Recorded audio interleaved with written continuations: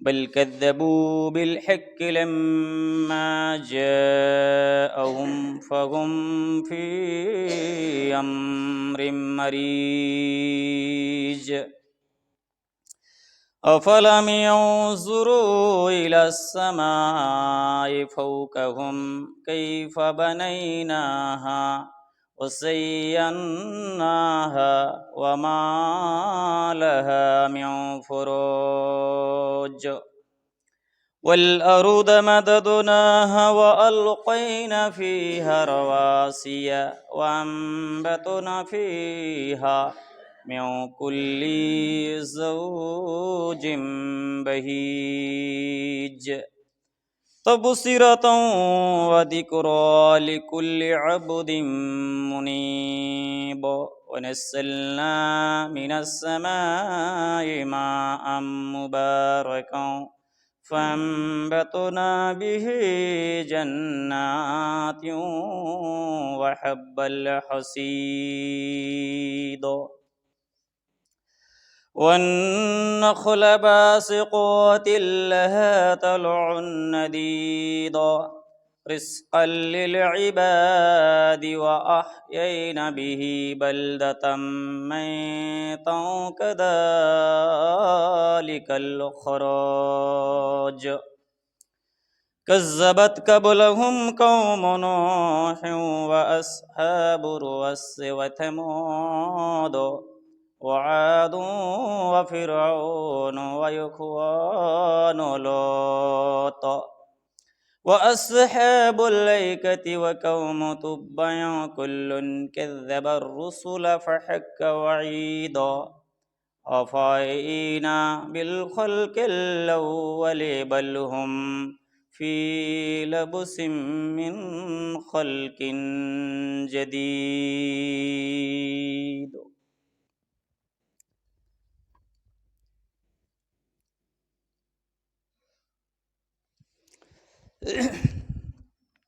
الحمد لله نحمده ونستعينه ونستغفره ونؤمن به ونتوكل عليه ونعوذ بالله من شرور أنفسنا ومن سيئات أعمالنا من يهده الله فلا مضل له ومن يضلل فلا هادي له وأشهد أن لا إله إلا الله وحده لا شريك له أكبره تكبيرا ونشهد أن محمدا عبده ورسوله فإن خير الحديث كتاب الله وخير الهدي هدي محمد صلى الله عليه وسلم وشر الأمور محدثاتها وكل محدثة بدعة وكل بدعة ضلالة وكل ضلالة في النار أعوذ بالله من الشيطان الرجيم بسم الله الرحمن الرحيم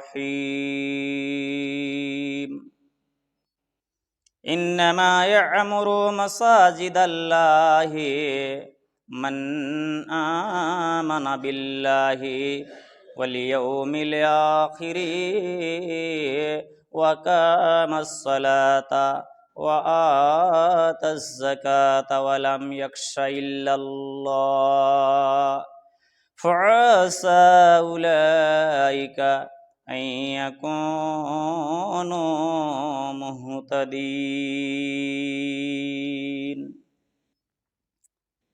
উপস্থিত শ্রদ্ধেয় যোগ্যতম সম্মানিত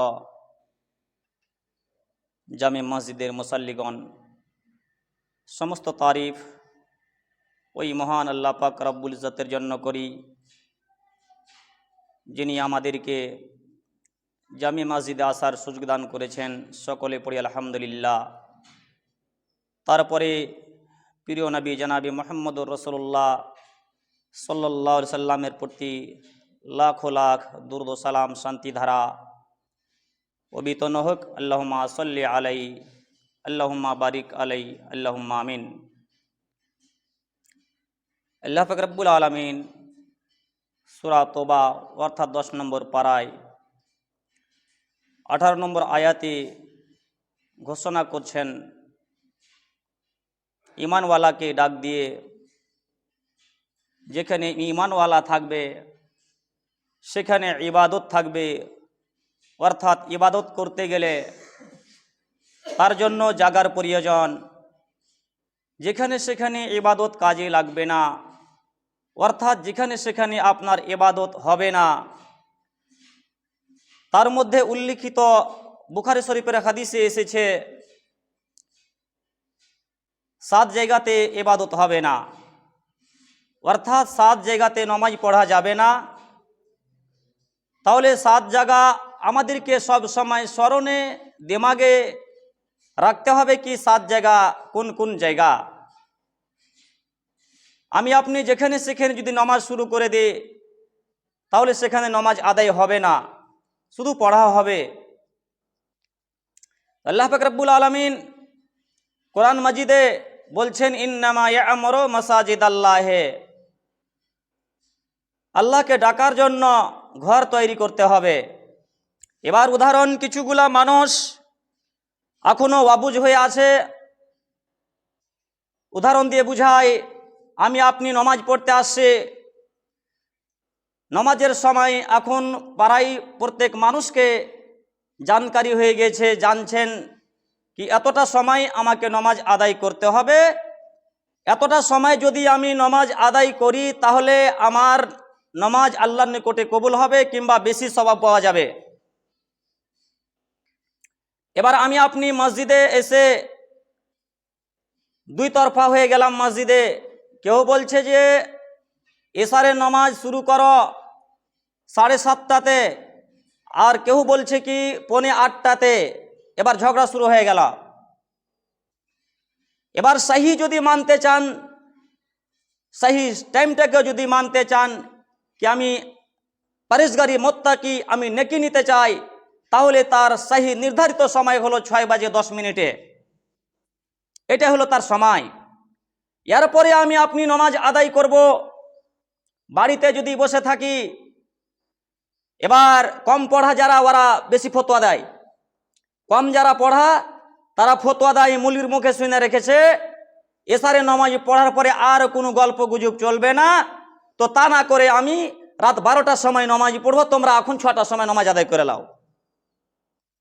এবার জামাত ছেড়ে নামাজ আদায় করছে, জামাত সহকারে সে নামাজ আদায় করলো না। এবার পাবলিকে ফতোয়া দিয়ে দিল, দাড়ি একদিন বড় রেখেছে। এবার যেগুলা দাড়ি নাই ওরা কিন্তু ওকে দেখে ভয় খেয়ে গেল, ডরিয়ে গেল, ওকে আর কিছু বলতে পারলো না। চাচা ভাতিজা একদিকে হয়ে গেল, আর আরেক পার্টি একদিকে হয়ে গেল। এবার যে লোকটা বলছে কি এশারের নামাজ পড়ার পরে ঘুমিয়ে যেতে হবে, নবীজি বলেছেন এশারের নামাজ পড়ার পরে আর গল্প গুজব চলবে না।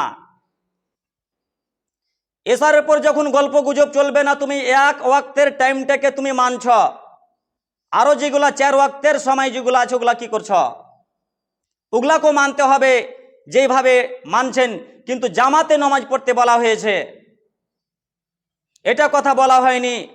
এশারের নামাজ পড়ার পরে আপনি সূরা মুলক তেলাওয়াত করেন, সূরা বাকারা তেলাওয়াত করেন, সূরা ইমরান তেলাওয়াত করেন, আপনার যতক্ষণ পর্যন্ত নিন না আসবে ততক্ষণ পর্যন্ত আপনি তাসবিহ তাহলিল পড়তে থাকেন। এটা কথা হাদিসে নয় কি এশারের নামাজ পড়ার পরে আর কোনো গল্প কোরআন মাজিদ তুমি পড়তে পাবে না, ডাইরেক্ট তুমি শুয়ে যাও। বলার উদ্দেশ্য হলো কি নামাজের এশারের সময় হলো অর্ধেক রাত পর্যন্ত এশারের নামাজ হবে। চিকাশ ডুবছে আর উঠছে, এটাকে লাপেন যে কয় ঘন্টা হচ্ছে। এটাকে নির্ধারিত করার পরে অর্ধেক রাত পর্যন্ত লাস্ট টাইম হলো এশারের নামাজের সময়। ফার্স্ট সময় এখন 6:10 এখন হচ্ছে। তাহলে আপনি ঝগড়া করলেন, আমি ঝগড়া করলাম, ঝগড়া করে কোনো লাভ হবে না। যেটা হাদিস আছে সেটা আমাদের মানতে হবে। তাহলে আমি জামাত যদি ছেড়ে দিই, আমি বলবো কি অর্ধেক রাত্রি পর্যন্ত যখন সময় আছে তো আমি পরে পড়ে নিব। অর্ধেক রাত্রি পর্যন্ত আমি 11 ঘন্টা, 6 ঘন্টা, 5 ঘন্টা মোবাইল দেখব, মোবাইল চালাবো, আর কিছু করব, কাজে লেগে থাকবো। এটা নবীজি বলেননি। নবীজি বলছেন যেই মসজিদে ফার্স্ট জামাত হয়ে গেল, দ্বিতীয় জামাতে আর তোমার স্বভাব পাওয়া যাবে না। ফার্স্ট থেকের জামাতে তোমার স্বভাব যেটা ছিল ওইটা তুমি পেয়ে গেলে। তাহলে অর্ধেক রাত্রি যে আমি নামাজ আদায় করব একাই, জামাত ছেড়ে হরধার্মি করে, ঝগড়া করে, কাজিয়া করে, সিনা জড়ি করে, ফতোয়া বুঝতে না পারে নামাজ আদায় করা হবে, স্বভাব পাওয়া যাবে না। তাহলে জামাতে নামাজ আদায় করতে হবে। যেমনি যেমনি জামাত বড় হবে তেমন তেমন নেকি বেশি পাওয়া যাবে। এক হাদিসে এসেছে 25 নেকি জামাতে নামাজ পড়তে গেলে, আর এক হাদিসে এসেছে 27 নেকি পাওয়া যাবে। তো যেমন জামাত বড় হবে সেইভাবে নেকি পাওয়া যাবে। তাহলে আমার যদি এখন ঘুম আসে রাত 3টার সময়, তখন যদি আমি এশারের নামাজ আদায় করি, তখন এশারের নামাজ আদায় হবে না। ওর টাইম যেটা আছে টাইমে আদায় করতে হবে। আউয়াল টাইম যেটা, ফার্স্ট টাইম যেটা, সেটাতে আদায় করে নিতে হবে। ঘুম আসে না, নিন আসে না, আর বিভিন্ন রকমের ব্যবস্থা আছে। কোরআন মাজিদ সারা রাত পড়ে যান যখন ঘুম না আসবে, সারা রাত। আর অন্য কিতাব পড়েন, তাসবিহ তাহলিল করেন, আয়াতুল কুরসি পড়ে যান, আরো যেগুলা কাজ আছে সেগুলা করেন। কে আপনাকে বাধা দিয়েছে? কে আপনাকে মানা করলো? কেউ মানা করলো না। তাহলে ইবাদত করার জায়গা যেটা সেখানে আসতে হবে কখন? যখন সবাই আসবে তখন। কখন? ইজা নুদিয়া লিস-সালাহ, যখন আজান হয়ে যাবে তখন চলে আসতে হবে সব কাজ ছেড়ে। আমি যদি এখন বলে দিই অর্ধেক রাত্রি পর্যন্ত সময় আছে, তোমরা জামাতে নামাজ আদায় করো, আমার এখন ঘুম আসে না। নবীজি বলেছেন এশারে নামাজ পড়ার পরে তোমরা কি করো না, গল্প গুজব করিও না, রাত তোমরা জাগিও না। তাহলে আমি যে এশারে নামাজ পড়ে আসবো, আমার যে ঘুম আসবে না, আমি তাহলে কি করবো? নবীজি এটা কথা বলেননি।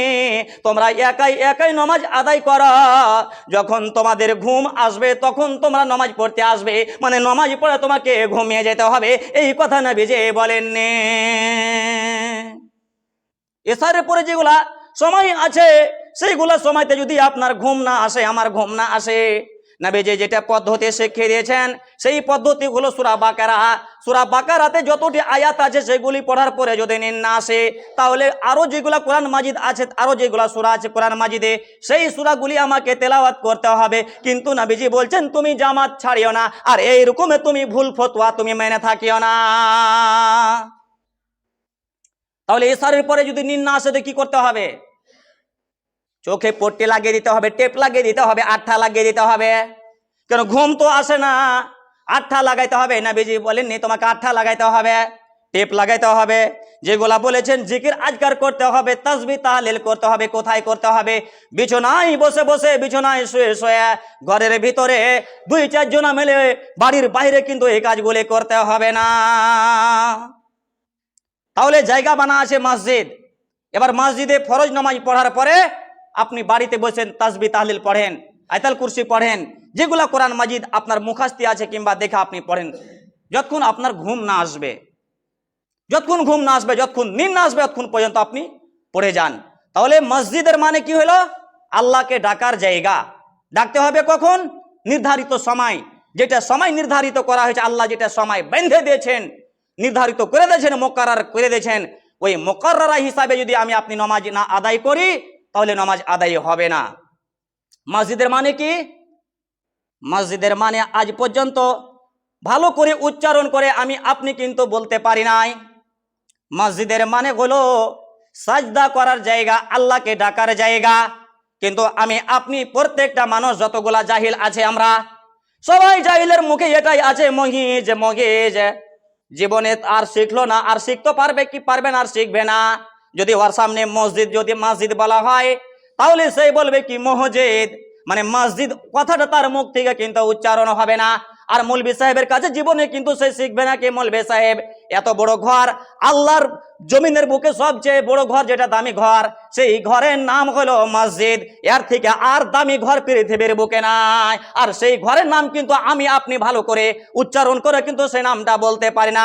আমি আপনি এমন জিনিসের নাম লে, সেই জিনিসটা হলো কে নাপাক জিনিস। নাপাক জিনিসের নাম লে।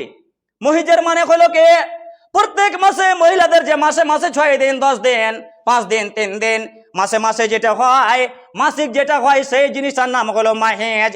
মানে নাপাক জিনিস, না পবিত্র অর্থাৎ খারাপ খুন বাইর হওয়ার জায়গার নাম হলো মাহেজ। তাহলে আমরা কতগুলা ভুল করি, আজকে থেকে আমরা শিখে নিলাম কি মসজিদ বলবো আমরা, জীবনে মসজিদও বলবো না, মাহিজও বলবো না, মসজিদও বলবো না। তাহলে আমাদেরকে বলতে হবে মসজিদ, মানে আল্লাহকে ডাকার জায়গা হলো আল্লাহর ঘর, সাজদা করার জায়গা হলো মসজিদের মানে হলো সাজদা করার জায়গা, আল্লাহকে রাজি করার জায়গা। তাহলে আমরা এতগুলা ভুল ডাকছি, ভুল বলছি, শিখে নিলাম মসজিদ নাম হলো এর মসজিদ। তাহলে আমার আপনার যতগুলা এগুলা বলছি, বলি কি আগেকার মৌলবীরা শিখাইছে, মৌলবীরা শেখায়নি। আমি আপনি বলে আসি মসজিদ মসজিদ, ভুলটা কেউ ধরলো না।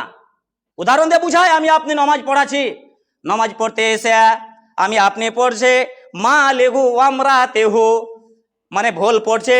ভুল যদি কেউ ধরে তাহলে বলবে কে এতদিন ধরে আমাদের পিছনে অনেক মৌলবী নমাজ পড়লো, আমি নমাজ পড়ালাম পাবলিক হয়ে, আমি মনসিক হয়ে নমাজ পড়ালাম, আমি কম পড়া হয়ে নমাজ পড়ালাম, আমার ভুল ধরনেওয়ালা কেউ থাকলো না। আজকে তুমি কেন ভুল ধরলিলা কি আমরা তেহু, মানে আমরা তেহু নাই, সেটা হলো কি আমরা আতহু। ওই মতো আমি আপনি যে মসজিদ মসজিদ বলে চলে আসি, মহিজ মহিজ বলে চলে আসি, আরো কিয়ামত পর্যন্ত মহিজ মহিজ মহিজ মহিজ বলবা, কিন্তু এটা হলো কি খারাপ ভাষা। তাহলে ভালো ভাষাটা হলো উচ্চারণ, সেই উচ্চারণ হলো কি মসজিদ, মানে আল্লাহকে ডাকার জায়গা, আল্লাহর ঘরে আসা, এসে মসজিদে সাজদা করার নাম হলো মসজিদ। তাহলে মসজিদ আল্লাহকে ডাকতে হবে। এবার মসজিদ ছাড়া কয়েক জায়গাতে নামাজ হবে না, সেটা আমাদের জেনে নিতে হবে। কয়েকটি জায়গাতে নামাজ হবে না। আল্লাহ পাক রব্বুল আলামিন বলছেন ইন্নামা ইয়ামুরু মাসাজিদ আল্লাহি মান আমানা বিল্লাহি ওয়াল ইয়াউমিল আখির। ও পৃথিবীর মানুষেরা, তোমরা মসজিদ নির্মাণ করো, মসজিদ তৈরি করো, তোমরাকে মসজিদ আল্লাহকে ডাকতে হবে, তাহলে আমি রাজি হব, তাহলে আমি খুশ হব। এই কথা আল্লাহ পাক রব্বুল আলামিন বলছেন। কিন্তু আপনাকে বাইন্ধে রাখেনি, আপনি মাঠে চলে গেলেন, ওখানে তো মসজিদ নাই। আপনি চলে গেলেন দূর সফরে 400 কিলোমিটার, ওখানে হিন্দু ভরপুর আছে, সেখানে একখানটাও মসজিদ নাই। আপনাকে তো বলা হলো মসজিদে তুমি ইবাদত করো, মসজিদে তোমাকে আসতে হবে ফরজ নামাজ পড়ার জন্য, কিন্তু তুমি মসজিদ পালে না। এবার তুমি কেমন করে সেখানে নামাজ আদায় করবে? 4 দিন 5 দিন 10 দিন তোমাকে নামাজ কাজা রাখতে হবে, বাকি রাখতে হবে নাকি? নবীজি কি বললেন? সেখানে নামাজ আদায় করো। কোথায়? 400 কিলোমিটার, 500 কিলোমিটার, 1000 কিলোমিটার, 2 লক্ষ কিলোমিটার তুমি চলে গিয়েছ, এর মধ্যে মসজিদ নয়, সেখানে নামাজ আদায় করতে হবে। সেখানে কোন কোন জায়গাগুলি থাকতে গেলে নামাজ আদায় হবে না? নবীজি বলছেন 1 নম্বর হলো যদি ওইখানে কোড়া ক্রিকেট, অর্থাৎ যেখানে ওই কষ্টদায়ক জিনিসগুলা ফেলা হয়, ঝেটন মাটিগুলা ফেলা হয়, হাতের সামানগুলি, বাজারের সামানগুলি, ওই গান্দা জিনিসগুলা যেগুলা উঠে উঠে ফেলা হয়, নবীজি বলছেন ওই জায়গাতে তোমরা 1 নম্বরে তোমরা যদি 400 কিলোমিটার দূরে চলে যাও, 500 কিলোমিটার বাড়ি ছাড়া অন্য জায়গা তোমরা বাহির খোলা ময়দানে চলে যাও, ওইখানে তোমাদের নামাজ হবে না। তাহলে 1 নম্বরে মসজিদে নামাজ হবে। তো এবার কোন জায়গাতে হবে না, ওইগুলা জায়গা বাদ দিয়ে নামাজ মাপ আছে নাকি? 2 নম্বরে বলা হচ্ছে যে জায়গাতে জানোয়ার জবাই করা হয়, যেখানে বকরি জবাই করা হয়, যেখানে ওঁট জবাই করা হয়, যেখানে জানোয়ার জবাই করা হয়, হালাল জানোয়ার হোক না কেন, যেখানে পোলট্রি জবাই করা হোক না কেন, সেখানে দেশি মুরগি জবাই করা হোক না কেন, যতই দামি জানোয়ার জবাই করা হোক না কেন, নবীজি বলছেন সেই জায়গাতে তোমার যে জায়গাখানে ওই লহুল অর্থাৎ গন্দগি জিনিস পড়ে আছে, ওইখানে যদি তুমি কাজ করতে চলে যাও, যেমন পুকুর আছে এখানে, ওই পুকুরে দেখছেন মরা মুরগি, লাড়ি ভুঁড়ি সব কিছু পড়ে আছে, আপনি বলছেন কি আমি আর কাজ করছি, এখানে আমাকে নামাজ আদায় করতে হবে। লাখে যদি আপনার সেন্ট চলে আসে, ওখানে নামাজ আদায় হবে না, তাহলে আপনাকে দূরে গিয়ে নামাজ আদায় করতে হবে, ওই জায়গাখানে নামাজ আদায় হবে না। পোলট্রির রক্তের গন্ধ আসছে, মাছি উঠছে, সেখানে আপনি নামাজ শুরু করবেন, নামাজের সময় হয়ে গেছে। জানোয়ার, তাহলে জানোয়ার জবাই করার জায়গাতে নামাজ হবে না, বুঝা গেল, যে কোনো জানোয়ার হোক না কেন। তাহলে তাছাড়া আরো যেগুলা জায়গা আছে সেগুলাতে নামাজ হবে কি হবে না? নবীজি বলছেন যেই জায়গাতে উট বাঁধা আছে সেই জায়গাতে নামাজ হবে না। কেন হবে না? উটের মধ্যে একটা বড় চাল আছে। তাহলে এই গ্রামের মধ্যে রাস্তায় কি মসজিদের আশেপাশে কি উট বাঁধা থাকে নাকি? কি আমরা শুধু জুম্মার দিন আসে? কেন? মৌলবি তো বলেছে, হাদিসে তো পাওয়া যাচ্ছে যেখানে উট বাঁধা থাকবে সেখানে নামাজ হবে না। এটাই আমরা বুঝি, এটাই আমরা মনে করেছি নাকি কি জুম্মার দিন উট গালাকে ছেড়ে হাঁকে দেওয়া হয়, সেজন্য আজকে উট নাই, সেজন্য আজকে আমরা নামাজ পড়তে এসেছি। যেদিন যেদিন উট থাকবে সেদিন সেদিন যে যে ওয়াক্তের সময় উট থাকবে সেই ওয়াক্তে আমরা নামাজ পড়তে আসি না। যেখানে উট বাঁধা আছে সেখানে নামাজ হবে না। কেন? ওর পার্শ্বে নামাজ হবে না। কারণ কি? উটের মধ্যে একটা বেমারি আছে, একটা শয়তানি চাল আছে। সেই নিজের মালিককে শুধু সে চিনে, যে মালিকে তাকে খানা দেয়, খোরাক দেয়, পানি দেয়, গাছের লতা পাতা গুলি দেয়, ওই লোকটাকে সেই শুধু চিনে, তাছাড়া কোনো মানুষকে আর চিনে না। যদি পায় একটা চাল আছে তার, এটাই মাথার চুলের মুঠি ধরে আপাস মারে তাকে শেষ করে দিবে। যতক্ষণ পর্যন্ত সে না মরবে ততক্ষণ পর্যন্ত উট কিন্তু সেই মানুষকে কিন্তু ছাড়বে না। এই জন্য নবীজি বলেছেন অত বড় জানোয়ারকে কাবু করা যাবে না, সেই শুধু মালিককে চিনে, ওই জন্য তুমি সেই জায়গাতে নামাজ আদায় করো না। 3 নম্বর হয়ে গেল। 4 নম্বরে আমরা আমাদের জন্য নামাজ আমরা কেন পড়ি না? 4 নম্বরে হলো নবীজি বলছেন তোমরা কবরস্থানকে সামনে করে তোমরা নামাজ আদায় করো না। কবরস্থানকে সামনে করে। এবার আপনি অনেক দূর চলে গিয়েছেন, এবার দেখছেন এদিকে কবর, এদিকে কবর, পিছন দিকে কবর, সামনে কবর, 10 কাঠা জমি আছে মধ্যখানে, এবার নামাজ কেমন করে আদায় করবেন? নবীজি বলেছেন সামনে যদি তোমার কবর থাকে তাহলে তোমার নামাজ হবে না, এবং কবরের ওপরে নামাজও হবে না, তারপরে তুমি নামাজ পড়িও না। তাহলে পিছন দিকে থাকতে গেলে কোনো অসুবিধা নাই, উত্তর দিকে থাকতে গেলে কোনো অসুবিধা নাই, সামনে যদি এই দক্ষিণ দিকে যদি থাকে কোনো অসুবিধা নাই।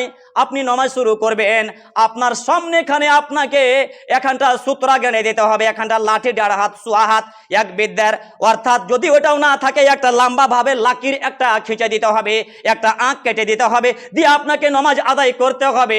আপনার জন্য নামাজ মাপ নাই। তাহলে আমি আপনি ইসপারাই করতে গিয়ে কেমন করে নামাজ মাপ হয়ে যায়? আমার আপনার জন্য খাদ ছিটাইতে গিয়ে কেমন করে নামাজ মাপ হয়ে যায়?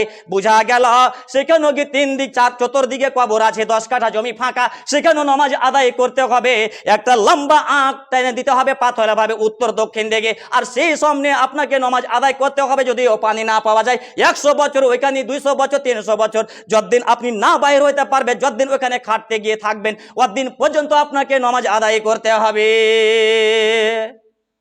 তাহলে কবরকে সামনে করে নামাজ হবে না, জায়গা যদি থাকে তাহলে কবরের ওপরে নামাজ হবে না। 4 নম্বর হয়ে গেল। এবার আর কোন জায়গাতে নামাজ হবে না? ভাইরে আমার, বন্ধুরে আমার, নবীজি বাছাই করে দিয়েছেন, ছাঁটাই করে দিয়েছেন, লিস্ট বলে দিয়েছেন যে এই জায়গাতে তোমরা নামাজ তোমরা পড়িও না। কোন জায়গাতে তোমরা নামাজ পড়িও না? নবীজি বলছেন আম রাস্তাতে তোমরা নামাজ পড়িও না। আম রাস্তা মানে কাকে বলা হয়? আম রাস্তা কাকে বলা হয়? ওই আম রাস্তা ওই জায়গাটাকে বলা হয় যে জায়গাতে কি করে খাস বানা নাই, মানে সব সময় গাড়ি চলাচল করে। এই রাস্তাগুলো হলো আম রাস্তা। আপনার 4 লাইন হলো আম রাস্তা, আপনার হারোডাঙ্গার রাস্তা হলো আম রাস্তা, আপনার দগিরজার রাস্তা হলো আম রাস্তা, আপনার তালগাছের রাস্তা হলো আম রাস্তা। খাস রাস্তা কোনটা হলো? যেটা আইল হলো, যেটা ঘাটা হলো, যেই ঘাটাতে আপনি মাঠে গিয়ে ধান কাটতে গেলেন, আপনি হাল বাইতে গেলেন, আপনি খাদ ছিটাইতে গেলেন, যেটা আইল আছে ওই আইলটার নাম হলো আম রাস্তা। তাহলে সেখানে আপনার নামাজ কি হবে? ওইটা হলো, এটা হয়ে গেল আপনার আম রাস্তায়। এই রাস্তাতে আপনার নামাজ হবে না, তাহলে ওই আইলের পরে আপনার নামাজ হবে। এই রাস্তার বিচে আপনার জানাজার নামাজ হোক না কেন, আপনার ফরজ নামাজ হোক না কেন, সুন্নাত হোক না কেন, নফল হোক না কেন, তাহলে এর পরে কিন্তু নামাজ, এই রাস্তার ওপরে কিন্তু আপনার নামাজ হবে না। আর কোন জায়গাতে নামাজ হবে না? আর কোন জায়গাতে নামাজ হবে না?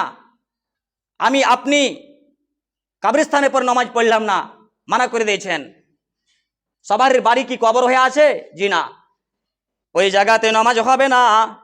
আপনার বাড়িতে একটা কল গাড়া আছে, একটা টিউবওয়েল গাড়া আছে, আপনার মোটর আছে, তার আশেপাশে যতক্ষণ জায়গাতে পানি প্রবাহিত হইতেছে অর্থাৎ পানি বইতেছে, গোসলখানার যতখানি এরিয়া পড়ছে, গোসলখানার যতটা জায়গা আছে, নবীজি বলছেন এই জায়গাতে নামাজ পড়িও না।